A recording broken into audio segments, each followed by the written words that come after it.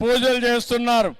ఇప్పుడు బెంగళూరులో ఉండేవాళ్ళు ఇక్కడికి వచ్చి వాసవి కన్యకా పరమేశ్వరి టెంపుల్ కట్టారంటే అది ఆ తల్లిపై నుండే నమ్మకమే కాదు మహిమ అని చెప్పి మరొకసారి మీ అందరికీ తెలియజేస్తున్నాం. ఈరోజు మనం చూస్తున్నాం, ఈరోజు ప్రారంభం మాత్రమే. రాబోయే రోజుల్లో ఈ టెంపుల్కి చాలా పేరు ప్రఖ్యాతులు వస్తాయి. ఏదైతే మనందరం చూస్తున్నామో దేశమంతా కూడా కాశీకి వెళ్తారు. వయస్సులు తల్లిపైన నమ్మకం ఉండే వాళ్ళందరూ కూడా పెనుగొండకు వచ్చి తల్లిని దర్శనం చేసుకుంటారు. అది ఈరోజు ఈ తల్లి మహిమ అని చెప్పి కూడా మీకు తెలియజేస్తున్నా. ఈరోజు ఇక్కడ చూస్తే 7 అంతస్తుల్లో గాలిగోపురం కట్టారు, 90 అడుగుల విగ్రహం పెట్టారు. మొత్తం అన్ని కూడా స్వచ్ఛందంగా చేశారు. రేపు ఎల్లుండి నుంచి ఇప్పటి నుంచి ట్రస్ట్ ద్వారా ఇంకా అనేక కార్యక్రమాలు చేయడానికి ముందుకొచ్చారు. దాతలందరినీ పేరు పేరున ఈ శుభదినాన పవిత్ర సమయంలో అభినందిస్తున్నా, వాళ్ళ సేవలు కొనియాడుతున్నానని చెప్పి కూడా నేను మీకు తెలియజేస్తున్నా.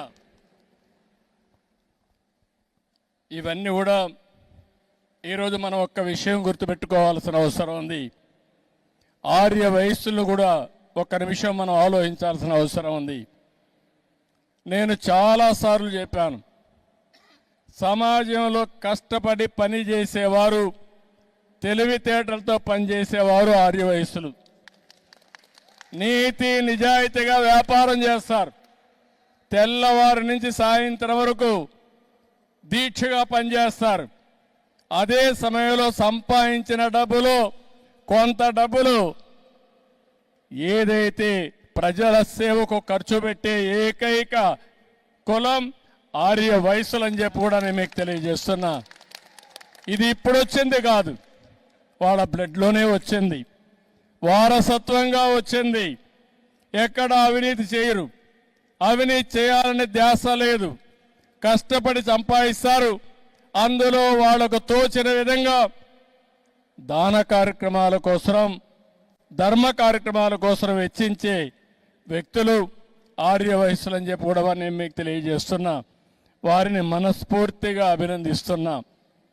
వారు కూడా ఇప్పుడిప్పుడు కొద్దిగా వ్యాపారాలు, పెద్ద వ్యాపారాలు చేస్తున్నారు. కానీ ఒకప్పుడు చిరు వ్యాపారాలకే పరిమితమయ్యారు. ఎక్కడన్నా కిళ్ళీ కొట్టు ఉంటే ఆ కిళ్ళీ కొట్టు ఆర్య వయస్సులు తప్ప వేరే వాళ్ళది కాదు. ఇది ఇవన్నీ కూడా అన్ని కొట్టులు వేరే ఉండేటివి. ఇప్పుడిప్పుడు కొద్దిగా ఆ కిరాణా కొట్లు కూడా వేరే వాళ్ళు పెట్టేసే పరిస్థితికి వచ్చారు. కాబట్టి ఇవన్నీ కూడా మల్టీ ఛానల్స్ వస్తున్నాయి, మార్ట్లు చేస్తున్నాయి, షాపింగ్ మాల్స్ వస్తున్నాయి, అనేక ఇది వచ్చాయి. కానీ ఎన్నోసార్లు చెప్పాను, అందుకే ఆర్య వయస్సుల కోసం ఒక కార్పొరేషన్ పెట్టి మీ తెలివితేటలు ఉపయోగించి మిమ్మల్ని కూడా వ్యాపారస్తులుగా తయారు చేయాలని తెలుగుదేశం పార్టీ ముందుకు వచ్చామని చెప్పి కూడా నేను మీకు తెలియజేస్తున్నా. భవిష్యత్తులో ఇంకా ఎక్కువ చేస్తాం. కన్యకా పరమేశ్వరి తల్లి మనకు అండగా ఉంటుంది. ఆ ఆశీస్సులు ఉంటాయి. తప్పకుండా మీ అందరికీ న్యాయం జరుగుతుంది. ఈరోజు ఈ తల్లి దయ వల్ల నిన్న నేను వాట్సాప్ గవర్నెన్స్ పెట్టాను. అంటే మీరు ఏ ఆఫీసుకు పోయే పని లేదు.